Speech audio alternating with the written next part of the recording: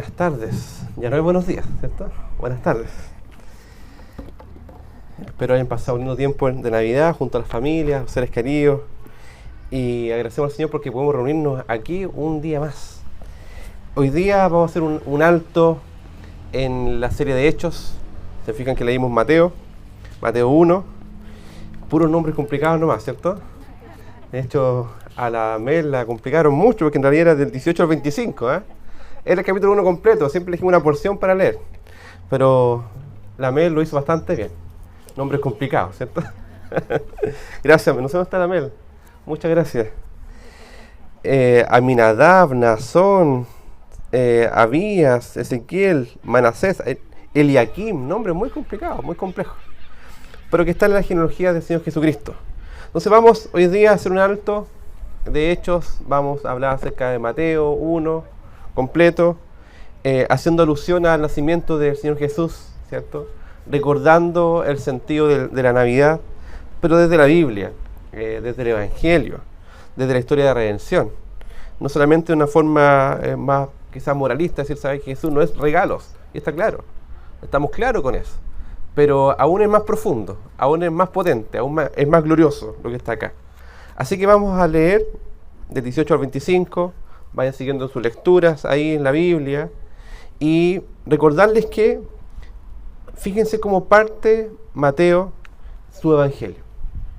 Los evangelios no son una mera biografía, porque se dan cuenta que hay hartas partes que faltan en los evangelios. Si fuera una biografía como tal, debieran haber las escenas más importantes, y efectivamente están las más importantes, pero hay una selección de escenas. Por tanto, detrás de esto hay un relato, y el relato es contar el evangelio, contar la buena noticia, y hay un relato conforme también a los destinatarios. Vemos que Mateo principalmente, no digo que únicamente, pero principalmente tiene en mente a su audiencia judía. Por eso que nombra la genealogía, por eso que nombra como está escrito, por eso que recurre al Antiguo Testamento, para demostrarle a los judíos que Jesús es el Señor. No sé si han leído alguna vez la Biblia, Antiguo Testamento, y empiezan con su desafío anual. Desde el 1 de enero voy a comenzar a leer Génesis 1, ¿cierto? Y llegan bien hasta enero, febrero, y cuando llegan a Levítico y Números, se empiezan a quedar ahí porque Levítico es muy complicado, Números, la genealogía. Y también pasa con esta parte de Mateo. Pero los quiero animar a que cada genealogía no es solamente una lista de nombres, sino que tiene un sentido profundo. Vemos acá que dice: libro de la genealogía de Jesucristo, hijo de David, hijo de Abraham. Recordemos que en David es el rey de Israel, ¿cierto? Dios promete un reinado eterno en David, pero obviamente David murió. ¿Y quién es el rey eterno entonces? Es Cristo el Señor. Vemos también que Abraham es el padre de la fe. Entonces vemos que nuestra conexión no es mucho más antigua. El Señor está obrando un plan de redención a través de toda la historia. Dios está obrando redención a través de la historia del ser humano. Y Dios obra a través de personas. Pero el plan perfecto es del Señor. Vemos que nombra a Abraham, dice, un tremendo hombre de Dios, hombre de fe. Pero si usted lee Génesis, hay cosas que Abraham no hizo muy bien. Hay cosas complicadas ahí. También con Isaac, Jacob, el usurpador, ¿cierto? Fíjense el nombre que tenía, Judá, y aparecen nombres de personas que son totalmente imperfectas. Pero Dios guía la historia para mostrarnos al único perfecto, al único que podía salvarnos, al único que podía librarnos de las tinieblas. Vemos, por ejemplo, aquí introducciones muy interesantes. Aquí se nombran a mujeres en la genealogía. No es que sea malo nombrar mujeres, pero en la cultura oriental nombrar mujeres en genealogía era muy extraño. Por eso es que vemos que el Evangelio no es que rechaza a la mujer, sino que la reivindica, porque es también hecha a imagen y semejanza de Dios. Misma honra, misma gloria, mismo honor, mismo valor delante de Dios. Diferentes roles en la creación, en la familia, en la iglesia, pero con una honra y gloria idéntica, igual. Entonces cuando dicen, por ejemplo, no, es que el cristianismo es machista, por ningún motivo. Por ningún motivo, porque el Señor sí establece un orden, pero vemos que el valor de la mujer y del hombre son exactamente iguales delante de Dios. Y nombra mujeres, y así como vemos que habían hombres imperfectos, también habían mujeres imperfectas. Y en situaciones imperfectas, en contextos imperfectos. ¿Usted sabe la historia de Judá y Tamar, por ejemplo? Una historia complicada. Si va a buscar ahí, hay una historia de abuso ahí. Vemos la historia de, por ejemplo, de Rahab, la prostituta.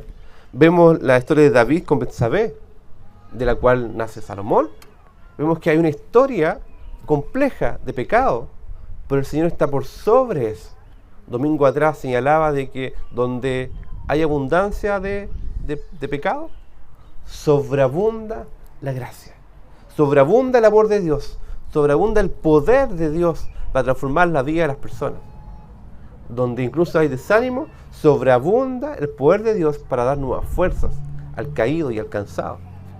Por tanto, vemos que la historia de redención es una historia en que Dios mismo se da a conocer al ser humano para mostrar a Jesucristo. Vemos que hay genealogías que dice incluso el versículo 17, de manera que todas las generaciones desde Abraham hasta David son 14. Y después, desde David hasta la deportación a Babilonia, 14. Y desde la deportación a Babilonia hasta Cristo, 14 generaciones. Entonces vemos que Dios obra de Abraham, muestra hasta David. Y en David vemos que muestra una promesa de redención, pero vemos que el pueblo es destruido, es llevado a deportación, es llevado a Babilonia, y en la desesperanza los lleva hacia Cristo. Por tanto, lo que tenemos que hacer cada día es lo que cantábamos delante. Fijar nuestra mirada en Cristo. El Señor de la historia, que es Cristo el Señor, anhela que lo busquen a Él. Y nosotros de manera imperfecta decimos, miren a Cristo. Y debemos animarnos uno a otro, decir, hey, mira a Cristo el Señor. Enfoca tu mirada en Él. Y el Señor está diciendo eso mismo. La historia de redención nos guía a mirar a Cristo el Señor. Y fíjense cómo es el nacimiento de Jesucristo. El nacimiento de Jesucristo fue así. Y aquí hay un detalle muy importante, porque una mezcla de nombres, Jesús y Cristo. Cristo es un título, que es el Mesías, el ungido. Jesús, el Salvador, ¿cierto? Es el Mesías prometido por el Señor, es el ungido del Señor para salvarnos. Entonces dice, el nacimiento de Jesucristo fue así. Pero ojo, la historia de Cristo no comienza ahí. El Hijo de Dios, la segunda persona de la Trinidad, es eterno, es Dios mismo, el creador de todas las cosas. Lo leímos delante en Juan. Mientras estábamos cantando, hay intervenciones bíblicas, vemos que se remitía a Juan, dice que en el principio era el Verbo. Y el Verbo era con Dios. Y el Verbo era Dios. Y en Él fueron creadas todas las cosas. Lo mismo vemos en Colosenses o en Hebreo 1. Entonces el comienzo de Jesús no fue aquí en un pesebre solamente, sino que el Eterno se hizo hombre. Y también lo dice Juan 1:14. Dice, y aquel Verbo fue hecho carne. ¿Quién es el Verbo? Es el Hijo de Dios, la segunda persona de la Trinidad, el Eterno, que había hecho un acuerdo con el Padre y con el Espíritu Santo de salvar a la humanidad antes de que todo fuera. Y aquel Verbo fue hecho carne y habitó entre nosotros, tabernaculizó, vino a estar con nosotros y vimos su gloria, gloria como del unigénito del Padre, lleno de gracia y de verdad. Entonces el nacimiento de Jesucristo fue así. El Eterno vino y nació como uno de nosotros. Él fue plenamente Dios y plenamente hombre. Gran misterio, porque se puede comprender por la obra del Espíritu Santo y se puede abrazar por la fe en Él. Porque Él no es que dejó de ser Dios cuando vino. porque es un error, es una herejía decir eso. Él asumió una nueva naturaleza, agregándole esto. Y vemos que nació, había que enviarle pañales, había que darle leche, había que cuidarlo, obviamente. Cuando creció tuvo hambre, ¿cierto? Y comió, y fue a la cruz, y sufrió por nuestros pecados, y fue uno como nosotros. Por él fue plenamente Dios y plenamente hombre, no perdió ninguno de sus atributos. Entonces vemos que el Hijo se hizo hombre. ¿Y cómo fue? Dios eligió a María y a José, una familia, unos jovencitos que estaban desposados, comprometidos para el casamiento.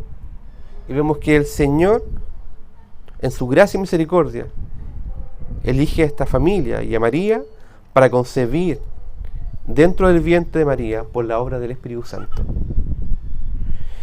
Y su marido, cosa complicada.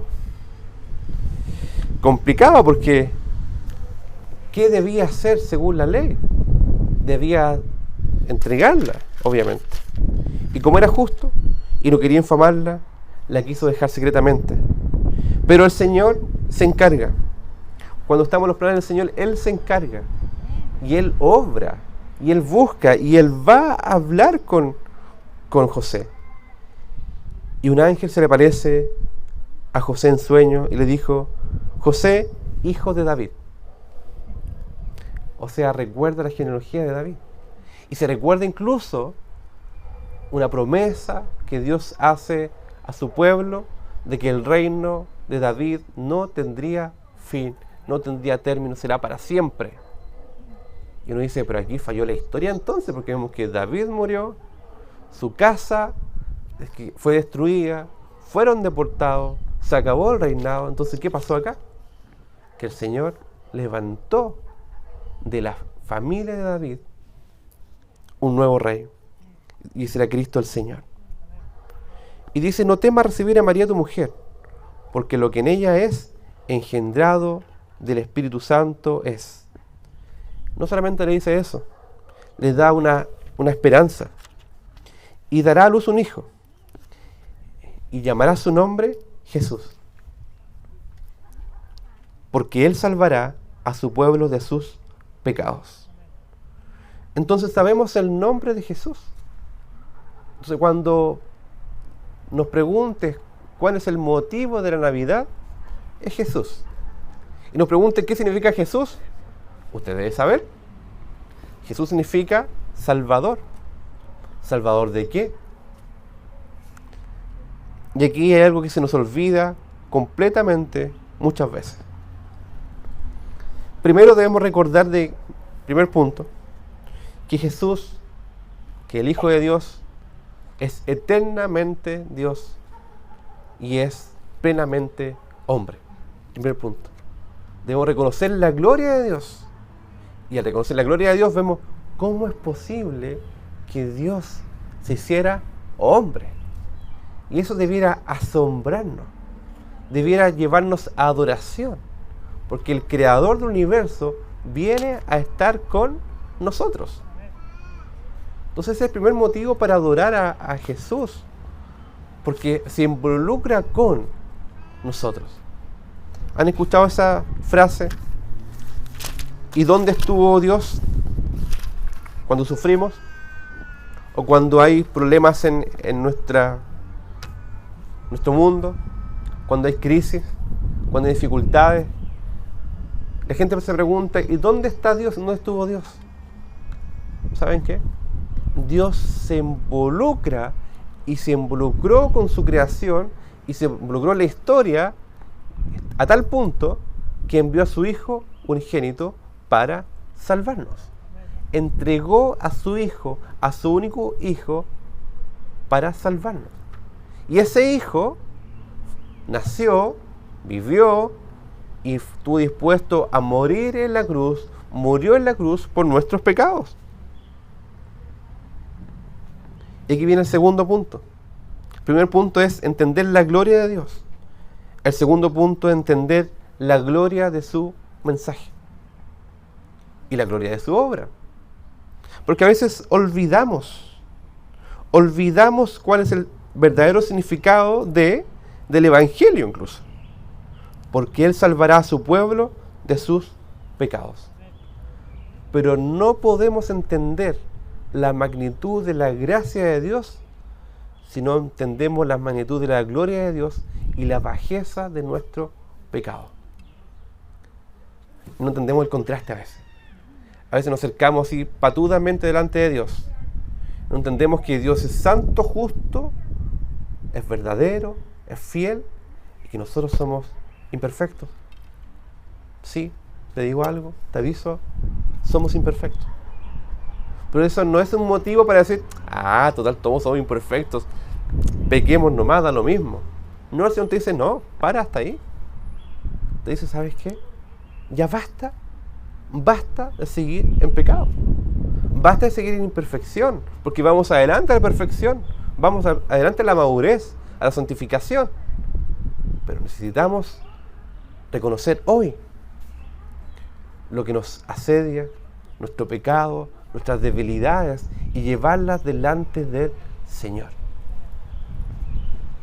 Hay que examinar nuestros caminos cada día, meditar sobre nuestras obras, cómo vivimos, cómo estamos viviendo. ¿Se han fijado cómo están viviendo estos días? ¿Cómo ha sido tu vida cotidiana, tu semana, tus conversaciones, tus pensamientos, tus emociones, lo que has dicho al otro, lo que no has dicho, las peleas que han tenido, las ansiedades o debilidades simplemente, o cosas que tú dices, ¿sabes qué? Me gustaría ser distinto, me gustaría cambiar? Ese es el Señor obrando en nuestros corazones para guiarnos al arrepentimiento.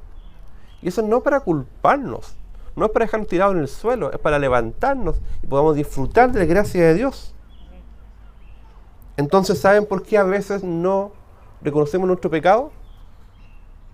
Porque no miramos la gloria de Dios, porque no miramos la santidad de Dios.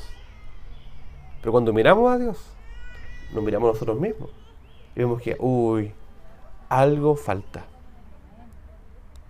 ¿Y saben lo que falta? Y admiramos la gloria de la obra de Cristo. Cristo, el Salvador, que está salvándonos día a día. Sí, es la obra perfecta.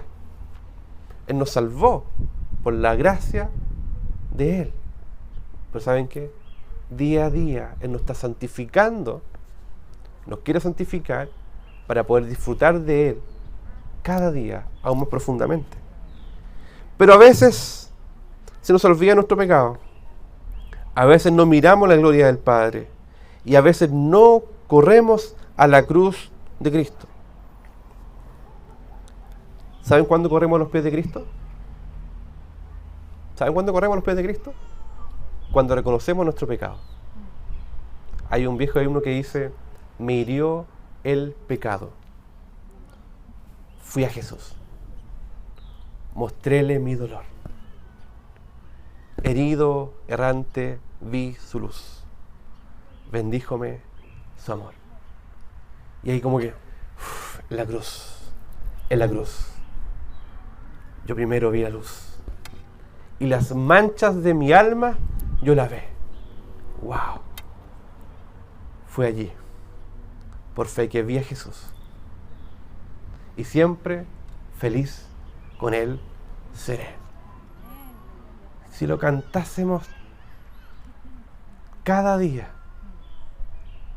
si reconociéramos cada día la gloria de Dios, la bajeza de nuestro pecado, la gloria de su obra, correríamos, nos abrazaríamos a la cruz de Cristo cada día.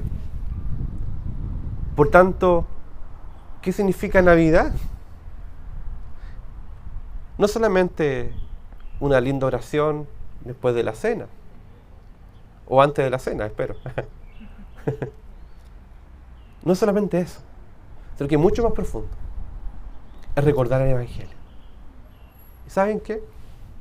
Cuando empezamos a vivir lejos del Evangelio, cuando no miramos al Padre, su gloria, cuando no miramos nuestra bajeza, y ahí dejamos de correr a los pies de Cristo y corremos hacia nuestros propios deseos, nuestros propios ídolos, formas de vida.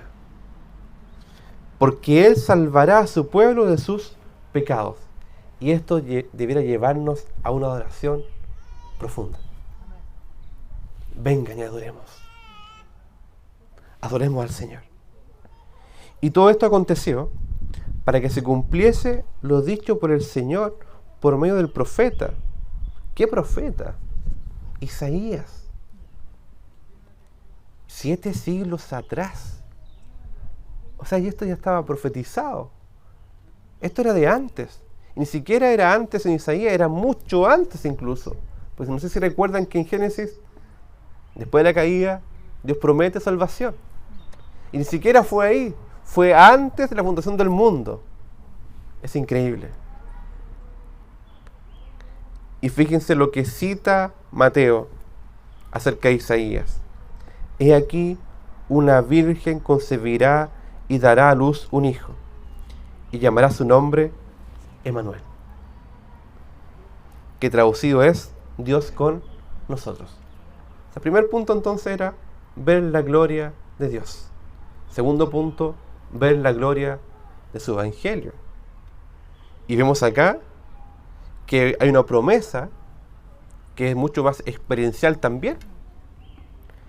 Llamará su nombre Emmanuel, que traducido es Dios con nosotros.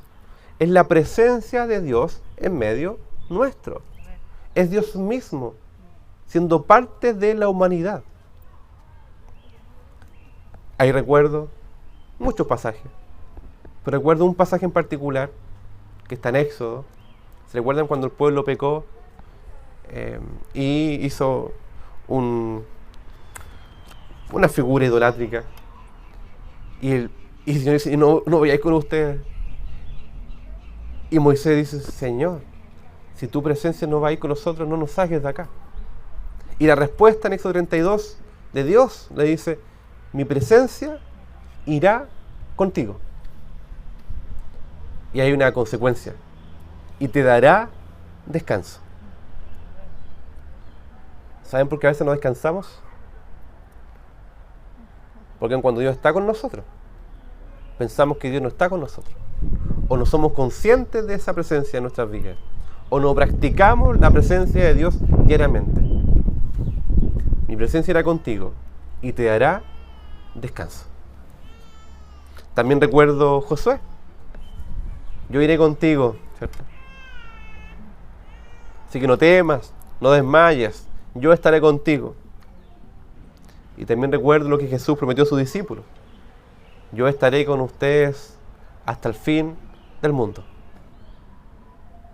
Entonces, la gloria de la presencia de Dios en medio nuestro. Pero practicamos esa presencia de Dios. Dios siempre está con nosotros. Dios está ahí. Dios no se ha ido. Dios no se ha escondido. Dios no juega a la escondida. Que uno dice, busca a Dios, sí. Pero no es que Dios esté escondido. Es que es un acto en que nosotros mismos nos entregamos al Señor.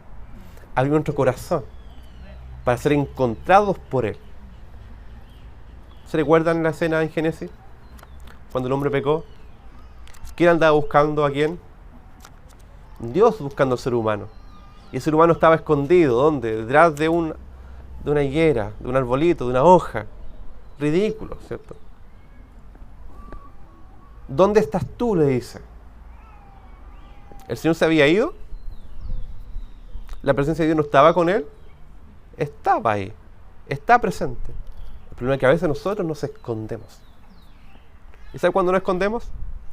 Cuando no queremos mirar la gloria de Dios. Cuando no queremos mirar nuestro pecado. Y cuando no corremos a los pies de Cristo. Te pregunto, ¿cuándo fue la última vez que corriste a los pies de Cristo reconociendo el pecado que hay en nuestro corazón? ¿Saben cuántas veces debemos hacerlo? Continuamente. Todos los días. Disfrutar de la gloria de Dios. No por un tema culposo. Es para disfrutar de la plenitud del perdón de Dios y la restauración de la comunión con Él. Primer punto entonces, ver la gloria de Dios. Segundo punto, en la gloria de su evangelio. Tercer punto, en la gloria de su presencia. Y el cuarto punto, que es muy importante, la gloria de la comunión con su pueblo. Y usted dirá, ¿pero dónde sale eso? En el texto no dice nada de eso. Fíjense lo que dice. Emmanuel no dice Dios contigo. Dice Dios con nosotros. Jesús salvará de tus pecados, sí, pero además dice, salvará a su pueblo de sus pecados. Entonces la gloria de la comunión con otros. No podemos vivir el evangelio en mi relación con el Señor individual. Lo hemos dicho muchas veces. Pero es importante porque nuestra cultura es tan individualista que tendemos a aislarnos y alejarnos. Y si uno dice, no venga para acá, ovejita, juntos en un redil. Así se vive y se aprende la vida del evangelio, junto con otros. Porque el Señor es buen pastor. Su vida da por la oveja y la va a buscar y la junta en un redil. Entonces celebrar la comunión de Dios con nosotros, con su pueblo. Y despertó Josué del sueño, hizo como el ángel del Señor le había mandado y recibió a su mujer. Pero no la conoció hasta que dio a luz a su hijo primogénito y le puso por nombre Jesús. Les pregunto entonces, ¿qué significa Jesús? Salvador. ¿De qué nos salva el Salvador? De nuestros pecados. ¿A quién salva? A un pueblo. No solamente a ti. ¿Y cómo podemos disfrutar cada día de este mensaje? Viendo la gloria del Padre, ¿cierto? Viendo la gloria de su mensaje, y eso implica reconocer nuestra maldad y correr a los pies de Cristo y disfrutar de la comunión con Él y la comunión de su pueblo. Es sencillo, pero mucho que nos cuesta. Porque nos tendemos a arrancar, nos tendemos a dispersar. ¿Se recuerdan cuando Jesús estaba predicando por los pueblos y aldeas? Y dijo, tengo compasión de estas ovejitas, porque están desamparadas y dispersas como ovejas que no tienen pastor. ¿Cuál es el rol del buen pastor? Da la vida por las ovejas. Y esas ovejas las juntas y las cobija bajo su evangelio, por la protección del Espíritu Santo, conforme a su palabra. Pero eso no implica que vivimos la vida solos. Vivimos la vida juntos. Por eso es importante congregarnos. Domingo a domingo. Y día a día en la semana. Busquémonos, juntémonos, acompañémonos. Voy a pasar un aviso clasificado. No voy a vender nada, ¿sí? Muy probablemente vamos a tener que usar este horario, 12:30. Porque anteriormente va a estar la misa católica. Llegamos hoy día, estaba la parroquia, estaba acá, a las 12 terminaron su reunión, desalojaron a las 12:30. Y hablé con el padre, y hablé con la persona a cargo. Ellos quieren seguir a las 11. ¿Y qué vamos a hacer nosotros? ¿Vamos a encadenarnos? Decir, no nos van a mover de acá. En el Evangelio, ok. Usted a las 11, nosotros a las 12:30. Ningún problema.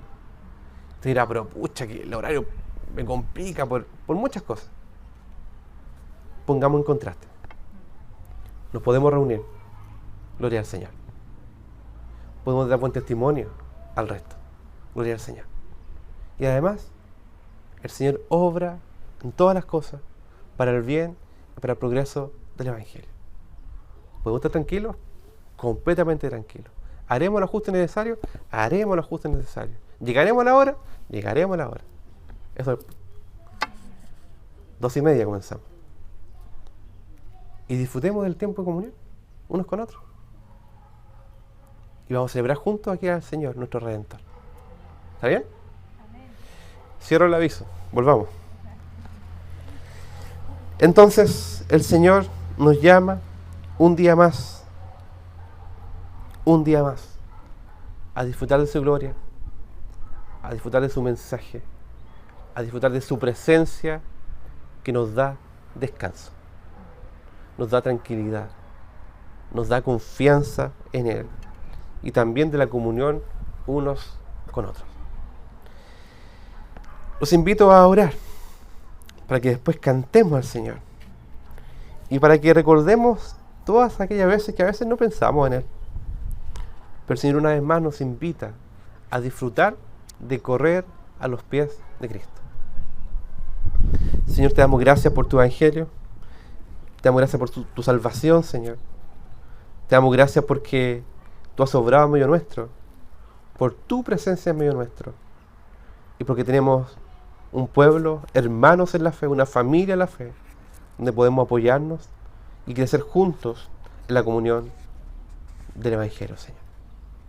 Guíanos como iglesia a ser testigos tuyos en esta ciudad, a disfrutar de ti y proclamar tu palabra con autoridad, con gracia, con poder y con virtud. Y te pedimos que este nuevo tiempo que comenzamos, que sea con un nuevo horario, pero sabemos que tú vas a obrar para bien, que tú vas a seguir obrando en nuestra iglesia, en nuestros corazones, y vas a seguir obrando en muchas familias de esta ciudad para que te puedan conocer. Y el costo que tengamos que pagar, poco o mucho, Señor, en cuanto a esfuerzo físico o horario, Señor, estamos dispuestos, Señor, por amor a ti, por amor a tu pueblo y por amor a tus escogidos, a quienes tú vas a salvar por la predicación de tu evangelio. En el nombre de Jesús. Amén.